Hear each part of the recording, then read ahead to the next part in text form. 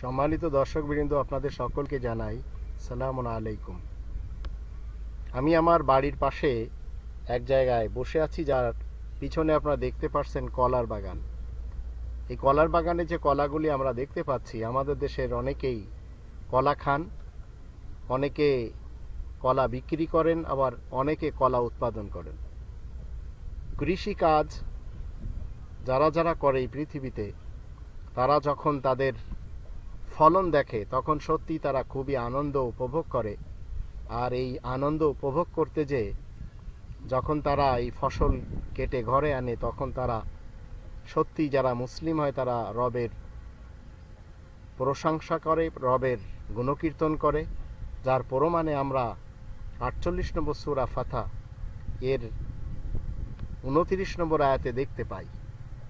তো আমার পিছনে যে কলার বাগানটি আপনারা দেখতে পাচ্ছেন, এই কলা আপনার এবং আমার জীবনের জন্য এত বেশি জরুরি। বিশেষ করে এই পৃথিবী আল্লাহ তাআলা সৃষ্টি করার পর কোন জায়গায় কোন লোকদের জন্য বেশি দরকার এই কলা, ঠিক সেই সব দেশগুলিতে খুব বেশি পাওয়া যায়। আমরা আমাদের দেশেও দেখতে পাই।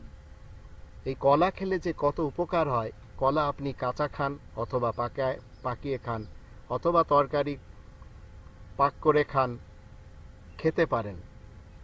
কলা খেলে সবচেয়ে বড় যে ফায়দা, সেই ফায়দা হলো আপনার মস্তিষ্ক ঠিক থাকবে, আপনার হৃদয়ে অন্তত কোনো অসুখ জমবে না, হৃদয়ে কোনো প্রবলেম হবে না, আপনার পেটের যাবতীয় যত ধরনের সমস্যা রয়েছে সেই সমস্যাগুলি দূর করে দিবে। আর এই কলা অনেক প্রকারের রয়েছে। আমাদের দেশে তরকারিতে যে কলাগুলি ব্যবহার করা হয়, সেই কলা দু প্রকারের। একটি হলো কাঁচা কলা বিচি ছাড়া, আর একটি কাঁচা কলা বিচি সহ। তো বিচি সহ অনেকে কাঁচা কলা যেটা বিচি ছাড়া, সেটা তারা খোসা সহ খান, অনেকে খোসা ফেলায় দিয়ে খান, অনেকে তরকারি পাকায়, অনেকে ভর্তা বানায়। আপনার যেভাবে ইচ্ছা আপনি খান।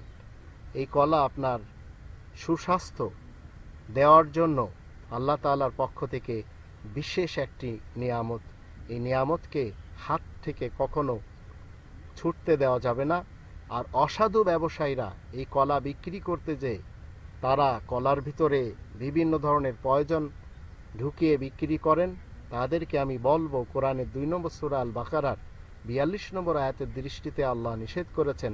সেহেতু আপনারা অন্তত এই ভেজালকে টাটকা জিনিসের সাথে কখনো মেশাবেন না, নইলে ধরা খাবেন। আর সেই ধরা খাওয়া, যখন রবের সামনে ধরা খাবেন, তখন কেউ আপনাদেরকে ছুটাতে আসবে না। আল্লাহ আমাদের সবাইকে তৌফিক দান করুন। আমরা কলা খেয়ে যেন অন্তত সুস্বাস্থ্যের জীবন কাটাতে পারি, আর পেটের যাবতীয় অসুখ থেকে আমরা যেন মুক্তি লাভ করতে পারি।